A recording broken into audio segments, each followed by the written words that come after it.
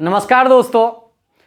जैसे कि हमारी मध्य प्रदेश की जो पिछली क्लासेस रही हैं उसमें हमने अध्ययन किया भाई आपके मध्य प्रदेश की राजनीतिक परिदृश्य को और मध्य प्रदेश की प्रशासनिक व्यवस्था को। ठीक है कि भाई हमारे यहाँ का राजनीतिक परिदृश्य क्या है, किस प्रकार से है। हमारे राज्य का विधानमंडल पढ़ा हमने, विधानसभा देखा है, राज्यपाल पढ़ा है, मुख्यमंत्री, मंत्रिपरिषद, पूरी कार्यपालिका पढ़ा।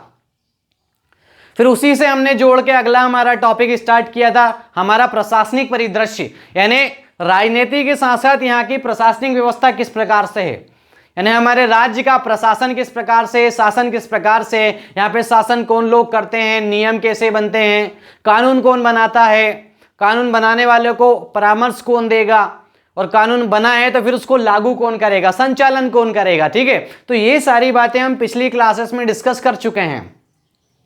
अब आपको याद होगा भाई मैंने पहले ही आपको बताया कि किसी भी देश की बात करोगे आप या किसी भी राज्य की बात करोगे तो वहाँ का जो शासन होता है या वहाँ की जो व्यवस्थाएं होती है वो तीन तंत्रों से मिलके बनती है, तीन चीज़ों से मिलके बनती है।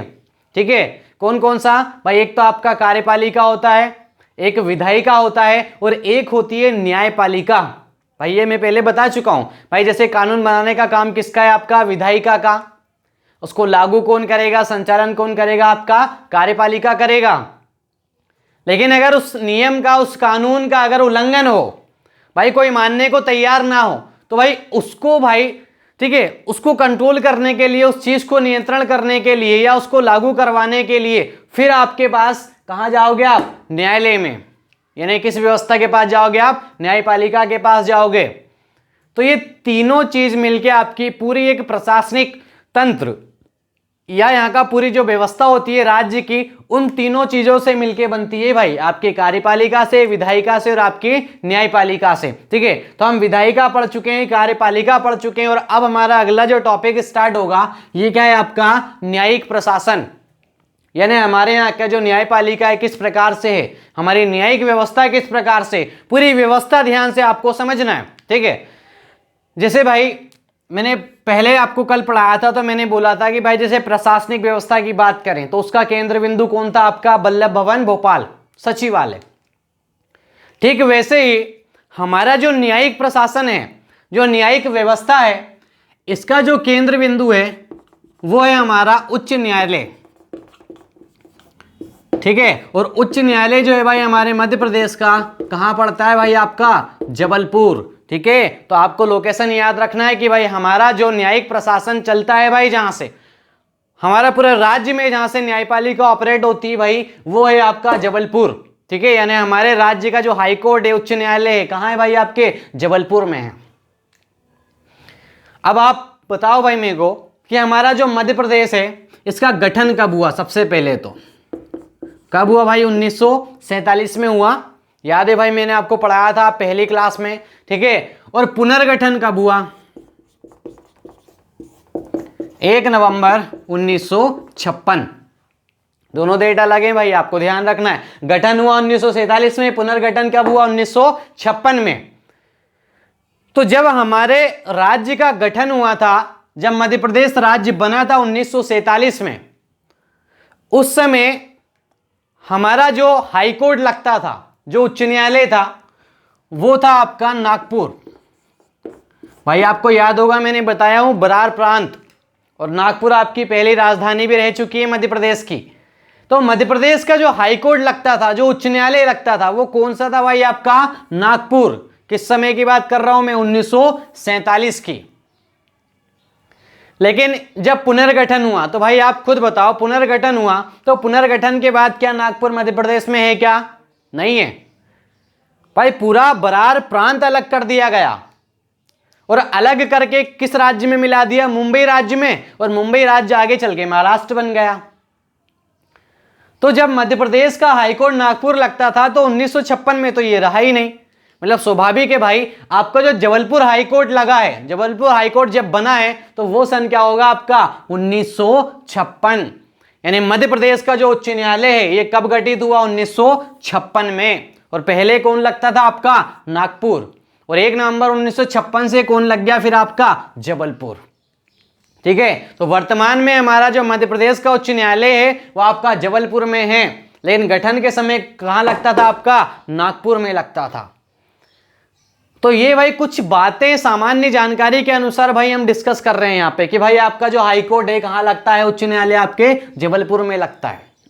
गठन कब हुआ, तो गठन की डेट याद रखोगे भाई, कब गठित हुआ आपका, 1956 में गठित हुआ। तो इसका मुख्यालय तो जबलपुर हुआ, लेकिन इसके 2 खंडपीठ भी बने। खंडपीठ क्या है, बस अभी थोड़ी देर बाद हम डिस्कस करेंगे। जबलपुर के बाद भाई आपके उच्च न्यायालय के 2 खंडपीठ भी बने। पहला बना आपका ग्वालियर और दूसरा बना आपका इंदौर। क्यों बना भाई, या खंडपीठ क्या है ये आप समझो भाई। जैसे हमारा मध्य प्रदेश है भाई, कितने जिले हैं मध्य प्रदेश में, आज 52 जिले हैं। आप जनसंख्या की बात करोगे भाई, 7,26,26,000 है भाई जनसंख्या। तो इतनी जनसंख्या है भाई, कितने ही यहां पे मुद्दे उठते हैं, कितने ही भाई मामले आते हैं सामने, रोज के कई मामले आते हैं न्यायालय में। तो क्या अकेला जो आपका जबलपुर है ये पूरे मध्य प्रदेश के मामले संभाल लेगा? संभव नहीं है भाई कि इतने सारे कामकाज, क्योंकि ओवरलोड हो जाएगा इसके पास। ये जो व्यक्ति है इतने सारे काम संभालेगा कैसा अकेला जबलपुर हाई कोर्ट? तो इसका जो वर्क है ज्यादा नहीं हो, इसके ऊपर ज्यादा लोड नहीं जाए। जो आपका हाई कोर्ट है जबलपुर, इसके पास बहुत ज्यादा कामकाज ना हो, इसलिए भाई जबलपुर के अतिरिक्त 2 खंडपीठ बनाए गए। इसके ही 2 खंड हैं, पहला आपका ग्वालियर में और दूसरा कहां आपका इंदौर में। मतलब ग्वालियर के आसपास के जितने भी क्षेत्र हैं वो सारे लोग अपने का जो कार्यालय है जबलपुर, वो जबलपुर ना जाके अपने पूरे कामकाज कहां निपटा लेंगे भाई, आपके ग्वालियर में। क्योंकि भाई अगर कई एक मुद्दा आया आपके भिंड का, तो भिंड वाला व्यक्ति को जबलपुर जाना पड़ेगा। आप खुद सोचो कितनी दूर पड़ता है जबलपुर वहां से। भाई कई समस्या आएंगी उस व्यक्ति को, तो मैंने पहले ही बताया भाई, धन की भी काफी हानि होगी, खर्चा भी बहुत रहेगा, समय भी बहुत लगेगा आने जाने में। भाई अचानक उसको भाई न्यायालय में बहुत अर्जेंट काम आ गया हो, तो भिंड से जबलपुर जाने में तो बहुत टाइम लग जाएगा उसको। इसीलिए उसको भाई समय की बचत हो, उसकी पैसा भी ज्यादा खर्च ना हो, इसलिए वो व्यक्ति भाई जबलपुर ना जाके कहां चले आएगा, ग्वालियर। भिंड से ग्वालियर पास पड़ेगा उसको। ठीक वैसे ही झाबुआ अलीराजपुर में कोई घटना घटी, वहां कोई मामला सामने आया, तो वो व्यक्ति भाई जबलपुर ना जाके कहां जाएगा, वो उसके पास में ही इंदौर चले जाएगा वो। तो इसीलिए भाई जो व्यक्ति हैं, जो यहाँ की जनता है, उसको भाई समय की ज्यादा बर्बादी ना करनी पड़े, उसका समय बचे, साथ ही उसका खर्चा भी बचे। इसलिए जबलपुर के साथ साथ जो आपका हाईकोर्ट है, इसके 2 खंडपीठ भी बना दिए। पहला कहां बना दिया आपका ग्वालियर में और दूसरा इंदौर में। ये अस्थायी थे 1956 में, फिक्स नहीं थे कि ये रहेंगे ही, ये फिक्स नहीं थे। ये दोनों भाई फिक्स हुए हैं आपके 1969 में। ये आप याद रखोगे, स्थायी कब हुए हैं, तो स्थायी का जो सन है आप याद रखोगे, 1969 में दोनों स्थायी हुए हैं। यानी 1900 आप जब 56 की बात करोगे तो ये अस्थायी हैं अभी, लेकिन स्थायी कब हुए हैं, तो 1969 में आपके स्थायी हो गए ग्वालियर और इंदौर दोनों खंडपीठ। ठीक है, तो आपका जो हाईकोर्ट है इसका मुख्यालय कहां लगता है, जबलपुर। कब बना, 1956। खंडपीठ कितने हैं, 2, ग्वालियर और इंदौर। ये भी कब बने थे, 1956 में, लेकिन अस्थायी थे। लेकिन स्थायी कब हो गए, सन 1969 में। तो आपको तो सबसे पहले लोकेशन याद रखना, हाई कोर्ट की स्थापना कब हुई है, खंडपीठ कितने हैं, कब बने हैं, स्थायी कब थे, अस्थायी कब थे, स्थायी कब हुए, ये भी आप लोगों को ध्यान में रखना है। ठीक है, स्थायी कब हुए, तो 1969 में स्थायी हुए। इसके अतिरिक्त यहाँ पे जजों की संख्या आती है, आपके क्वेश्चन बनते हैं जजों की संख्या से। जैसे हमारा जो हाई कोर्ट है, उच्च न्यायालय है, यहाँ पे अगर आपसे न्यायाधीश की संख्या पूछ ली जाए, अगर जज की संख्या पूछ ली जाए कि आपके जबलपुर उच्च न्यायालय में जजों की संख्या कितनी है, भाई कितने न्यायाधीश हैं, ठीक है, तो इसको आप याद रखोगे 1 + 27 करके। 1 में इसलिए लिख रहा हूं क्योंकि ये होता है आपका मुख्य न्यायाधीश, और 27 जो संख्या लिखा हूं ये होते आपके अन्य न्यायाधीश। ठीक है, तो ये आपको संख्या याद रखना है कि भाई हमारा जो हाई कोर्ट है यहाँ पे कितने न्यायाधीश है, भाई टोटल 28 न्यायाधीश। कितने मिलेंगे, 28। 28 में एक तो मुख्य न्यायाधीश होता है जो मेन जज होता है हाई कोर्ट का, और 27 अन्य न्यायाधीश होते हैं। ठीक है भाई, जैसे मान लो ये एक व्यक्ति किसी दिन नहीं आ पाया, तो भाई इसकी जगह फिर काम कौन करेगा? तो इन 27 में से किसी वरिष्ठ न्यायाधीश को, वरिष्ठ काम के आधार पे भाई, यहां उम्र नहीं चलती है, ये आप ध्यान रखोगे भाई। हाई कोर्ट जो है आपका, जो न्यायिक प्रशासन होता है, वहां पे वरिष्ठता का मतलब उम्र नहीं होती है, काम के आधार पे वरिष्ठता होती है वहां पे। तो इनमें से जिसके पास ज्यादा काम का अनुभव है वो व्यक्ति हो गया वरिष्ठ। तो जिस दिन ये नहीं आ पाया तो उसके उस दिन इसके पद का निर्वहन कौन करेगा? इन 27 में से कोई भी एक व्यक्ति को बैठा दिया जाएगा। ठीक है, इसके अतिरिक्त भाई न्यायालय में बहुत सारे काम होते हैं, तो वो सारे काम ये मिलके करते हैं। तो टोटल संख्या कितनी है? 28। तो ये आपको याद रखना है, 28। अब इसमें भी भाई दो चीजें हैं, कुछ तो स्थायी न्यायाधीश होते हैं, कुछ अस्थायी होते हैं। भाई जैसे आप स्कूल ही देखोगे, आप स्कूल में जैसे एक परमानेंट फैकल्टी रहती है तो एक गेस्ट फैकल्टी रहती है, मतलब एक स्थायी सर मिलेंगे आपको और एक अस्थायी रहते हैं। सेम वैसे ही न्यायालय में भी स्थायी न्यायाधीश भी होते हैं, अस्थायी भी होते हैं। जैसे अगर मैंने बोला स्थायी, ठीक है, तो स्थायी आपके 27, ठीक है, और अस्थायी की मैंने बात करा यहां पे, तो इनकी संख्या हो गई 12। तो जब आप देखोगे यहां पे तो टोटल यहां आपको कितने मिलेंगे? 39। ठीक है, तो टोटल अब जज की संख्या कितनी हो गई? 39। तो 27 जो है आपकी ये स्थायी हैं और अस्थायी संख्या कितनी हो गई आपकी? 12। तो ये भी आप याद रखोगे। ठीक है, और ये पूरे के पूरे वर्क वाले हैं भाई, ये काम करते हैं, डेली काम करते हैं, ऐसा नहीं कि कोई अनुपस्थित हो गया, नहीं, बिल्कुल नहीं। ये आपके फिक्स हैं, 27 स्थायी होते हैं और 12 अस्थायी होते हैं, टोटल 39 हो गए। इसके अलावा भाई मान लो बहुत ज्यादा काम हो जाए तो हमारे हाईकोर्ट में भाई जो स्वीकृत जजों की संख्या है कि भाई अगर इनके अतिरिक्त भी जज लग जाएं आपको काम के लिए तो इसके अतिरिक्त भी जज हो सकते हैं, ऐसा तो नहीं कि भाई 39 ही काम करेंगे। अगर आपको और जज की जरूरत पड़े तो और भी आ सकते हैं, कोई दिक्कत नहीं है। ठीक है, तो जो टोटल हैं जज वो कितने हैं भाई? ठीक है, 32 स्थायी और 11 अस्थायी। कितने हो गए आपके? 43। लेकिन ये स्वीकृत हैं, ये आप लोग ध्यान रखोगे कि भाई इतने अधिकतम हो सकते हैं। अधिकतम जो जज की संख्या कितनी हो सकती है आपकी? 43। वर्तमान में इतने स्वीकृत हैं भाई। ठीक है, कि भाई जिसमें 32 तो स्थायी हो सकते हैं और 11 कौन से हो सकते हैं आपके? अस्थायी हो सकते हैं। तो टोटल संख्या कितनी हो गई आपकी? 43 हो गई। ठीक है, लेकिन अभी जो वर्तमान में जो कार्यरत हैं, जो कार्य कर रहे हैं, वो कितने आपके? 27 स्थायी हैं और 12 क्या आपके? अस्थायी, यानी टोटल कितने हो गए? 39। तो ये संख्या भी आप याद रखोगे। ठीक है, और अगर ये याद नहीं रख पाओ तो आप ये तो याद रखना ही है भाई आपको कि टोटल जज संख्या कितनी है हमारे पास? 28। इसमें 27 अन्य न्यायाधीश होते हैं और एक कौन होता है आपका? मुख्य न्यायाधीश होता है। ठीक है, तो आप ये याद रखोगे भाई, जजों की संख्या से भी क्वेश्चन बनता है तो जज की संख्या भी याद रखना है। हाईकोर्ट कहां लगता है आपका? जबलपुर। खंडपीठ कितने हैं इसके? 2, ग्वालियर और दूसरा क्या है आपका? इंदौर। हाईकोर्ट बना कब? 1956, और दोनों खंडपीठ भी 1956 में बने, लेकिन परमानेंट यानी फिक्स कब हो गए? दोनों स्थायी कब हो गए? 1969 में। तो इतनी चीजें भाई आपको याद रखनी है। आपका सबसे पहले तो हाई कोर्ट सबसे पहले कहाँ लगता था, उच्च न्यायालय कहाँ है, और उच्च न्यायालय के बाद खंडपीठ कहाँ है, खंडपीठ भी याद रखना है। तो ये भाई आपका उच्च न्यायालय, हमारा जो न्यायिक प्रशासन है इसका जो केंद्र बिंदु है वो कहाँ है आपका? जबलपुर में। उच्च न्यायालय कहाँ है आपका? जबलपुर। अब इसके नीचे भी कुछ न्यायालय हैं भाई, जैसे आपके प्रशासनिक व्यवस्था में हमने पढ़ा ना कि सचिवालय के नीचे संभाग, संभाग के बाद जिले, जिले के बाद तहसील, फिर उप तहसील। ठीक, वैसे ही आपका न्यायिक प्रशासन भी है, पूरी व्यवस्था है भाई। उच्च न्यायालय के बाद आपका जिला न्यायालय। ठीक है, और अगर संभाग स्तर पे पूछ लिया जाए तो संभाग पे पारिवारिक न्यायालय भी आप याद रख सकते हो।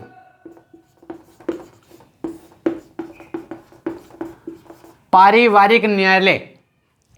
ठीक है भाई, आपका जो संभाग स्तर होता है वहां पे एक कुटुंब न्यायालय, एक पारिवारिक न्यायालय होता है संभाग स्तर पे। ठीक है, फिर इसके बाद आपका आता है जिला न्यायालय। प्रत्येक जिले में आपको जिला न्यायालय मिल जाएगा, ठीक है। और जिला न्यायालय के बाद आता है ग्राम न्यायालय। तो ग्राम न्यायालय को यहां आप ध्यान से समझना है, क्योंकि भाई अगर आपके न्यायिक प्रशासन की सबसे छोटी इकाई पूछी जाए तो वो कौन है? आपका ग्राम न्यायालय। भाई जैसे एक एग्जाम्पल के तौर पे समझना, जैसे भाई गांव में कोई छोटा मोटा मामला सामने आया, भाई जैसे दो गुट आपस में लड़ पड़े, 8-10 लोग आपस में लड़ लिए, किसी जमीन को लेके कोई लड़ाई हो गई,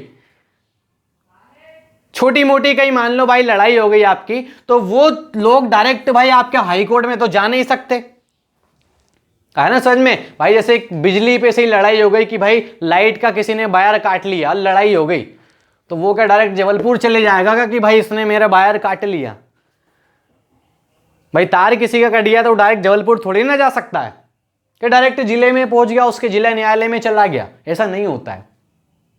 भाई जैसे मान लो एग्जाम्पल के तौर पे आपके घर आज बिजली कट गई, तो क्या आप डायरेक्ट प्रधानमंत्री को फोन लगा देते हो कि भाई लाइट कट गई हमारी? नहीं लगा सकते ना भाई। आपका जो स्थायी प्रशासन है आप नगर पालिका लगाओगे, या आप ग्राम में हो तो भाई पंचायत में आप शिकायत करोगे। तो वैसे ही भाई जो छोटे मोटे मामले हैं, भाई गांव में अगर छोटे मोटे कोई मामले हैं तो उनका जो निपटारा होता है वो कहां होता है? आपके ग्राम न्यायालय में ही हो जाता है। मतलब 10 से 12 गांवों को मिलाकर, जो 10 से 12 गांव होते हैं उनको मिला के उनके ऊपर एक ग्राम न्यायालय बना दिया जाता है कि भाई आपके जो कोई भी मामले आएंगे छोटे मोटे, उनका निपटारा कहां हो जाएगा? आपके ग्राम न्यायालय में। तो इसी उद्देश्य से भाई हमारे मध्य प्रदेश में, ठीक है, 26 जनवरी सन 2001 को पहला ग्राम न्यायालय बना। भाई अगर आपसे पूछा जाए कि मध्य प्रदेश का पहला ग्राम न्यायालय भाई कब बना, तो 26 जनवरी सन 2001 को बना है। कौन सा गांव है? तो गांव याद रखोगे भाई, झांतला ग्राम। ये पड़ता है आपके नीमच में, ठीक है। अच्छा नीमच जिला है, ये तो आपको पता है ना, मंदसौर के पास पड़ता है आपका, ठीक है। तो हमारे मध्य प्रदेश का जो पहला ग्राम न्यायालय है वो भाई आपका झांतला ग्राम किस जिले में पड़ता है? नीमच में। कब बना? 26 जनवरी सन 2001 को बना है। तो ये आप याद रखोगे ग्राम न्यायालय में कि भाई छोटे मोटे मामले आ जाए तो उनका निपटारा यहीं कर दिया जाएगा। इसी उद्देश्य से भाई हमारे राज्य में पहला ग्राम न्यायालय बनाया गया था सन 2001 में। कौन सा था भाई? आपका झांतला ग्राम, ठीक है। और इन ग्राम न्यायालय में जो सदस्य संख्या होती है वो होती है 7। ये भी आप याद रखोगे कि भाई ग्राम न्यायालय में जो न्याय करते हैं, भाई जैसे पंचायत में पंच होते हैं ना भाई, कितनी संख्या होती है? 5 होती है ना, पंच, तभी तो 5 बोलते हैं। ठीक वैसे ही आपके जो ग्राम न्यायालय होता है इसमें सदस्य संख्या, जो लोग न्याय करेंगे, जो किसी भी मामलों का निपटारा करेंगे, तो वो कितने लोग होते हैं? ऐसे 7 लोग होते हैं, ठीक है। और इनके खिलाफ अपील नहीं होती है, ये आप ध्यान रखोगे भाई, यानी इनके फैसले के खिलाफ अपील नहीं होती है। इन्होंने एक बार फैसला दे दिया तो आप अपील नहीं कर सकते, फिर इनके खिलाफ नहीं जा सकते आप। तो आपको याद रखना है कि आपका जो ग्राम न्यायालय होता है उसके फैसले के खिलाफ कोई अपील नहीं होती है। और सदस्य संख्या पूछ लिया है तो सदस्य संख्या कितनी है? 7। पहला ग्राम न्यायालय कहां आपका? झांतला ग्राम। कब बना? 26 जनवरी सन 2001। तो ये आपका ग्राम न्यायालय होता है भाई इस प्रकार से, ठीक है। अच्छा वर्तमान में कितने ग्राम न्यायालय हैं? तो 219। ये आपको याद रखना है संख्या कि वर्तमान में हमारे मध्य प्रदेश में कितने ग्राम न्यायालय हैं? कितने? 219। तो हमारे पूरे न्यायिक प्रशासन की सबसे छोटी इकाई होती है आपकी ग्राम न्यायालय। ग्राम न्यायालय के बाद कहां जाएंगे आप? जिला न्यायालय में। जिला न्यायालय के बाद पारिवारिक न्यायालय, ये होता है आपका संभाग स्तर का, ठीक है, ये आपका संभाग स्तर का होता है। इसके बाद आपका पूरे राज्य का एक न्यायालय हो गया उच्च न्यायालय। कहां है आपका? जबलपुर में। तो ये पूरी एक न्यायिक व्यवस्था है हमारे राज्य में। और सबसे छोटी इकाई कौन सी होती है? आपकी ग्राम न्यायालय। तो सबसे छोटी इकाई आपको याद रखना है ग्राम न्यायालय, ठीक है। इसके अलावा एक और हमारे यहाँ कोर्ट है, एक और न्यायालय है जिसको हम बोलते हैं फास्ट ट्रैक कोर्ट। भाई इतने तो हैं ही है, इसके अलावा एक फास्ट ट्रैक कोर्ट होता है। अब फास्ट ट्रैक कोर्ट क्या है आप समझ लो, 2 मिनट में समझ में आ जाएगा। भाई हमारे राज्य में 2 वर्ष से लंबित पड़े मामले, कितने वर्ष से? 2 वर्ष से, मतलब ऐसा कोई सा मामला जिसको भाई पड़े पड़े 2 साल हो चुके हैं, कोई कार्यवाही नहीं हो रही है, आपको न्याय नहीं मिल रहा है। भाई आपने किसी के ऊपर केस लगाया और वो मामला आपके उसमें पड़े पड़ उस न्यायालय में आपको 2 साल हो चुके हैं, आपको न्याय नहीं मिल रहा है।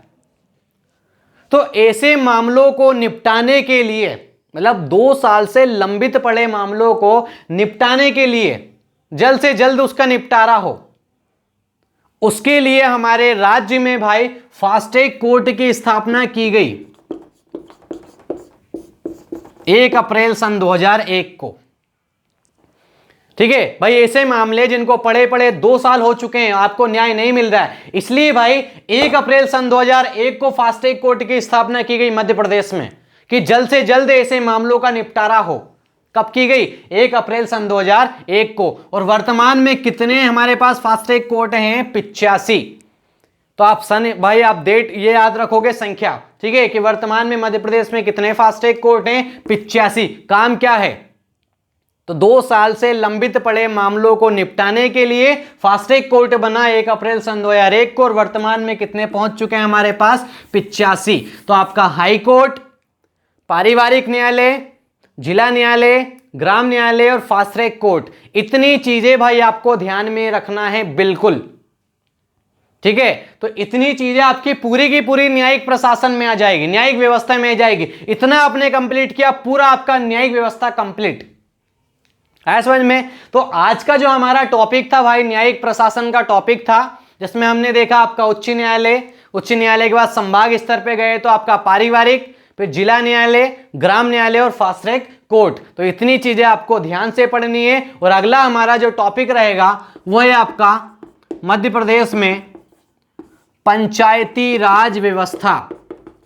और पंचायती राज व्यवस्था में आपको जनपद पंचायत पढ़ना है, जिला पंचायत पढ़ना है, नगर परिषद, नगर पालिका, नगर निगम, ये सारी चीजें आपको ध्यान से पढ़ना है। ठीक है, तो अगला टॉपिक रहेगा हमारा पंचायती राज व्यवस्था। धन्यवाद।